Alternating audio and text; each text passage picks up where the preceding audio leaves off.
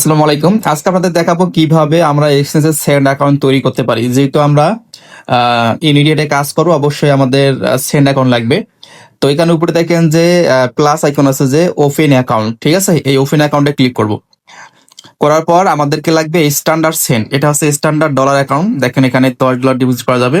আর আমাদের লাগবে standard send account. তো সেন্ড অ্যাকাউন্ট যেহেতু লাগবে, এখানে কন্টিনিউ ক্লিক করলাম। করার পরে এখানে রিয়েল অ্যাকাউন্ট হচ্ছে, ঠিক আছে? এখানে স্ট্যান্ডার্ড সেন্ড সবকিছু ঠিক থাকবে। এখানে একটা পাসওয়ার্ড দেবো, ঠিক আছে? আমি পাসওয়ার্ড দিয়ে দিচ্ছি যে সেন্ড, CEND, সেন্ড সেন্ড। আমি এখানে পাসওয়ার্ডটা আমার মতো করে দিয়ে দিচ্ছি, দিয়ে এখানে কর্নার ক্লিক করলাম।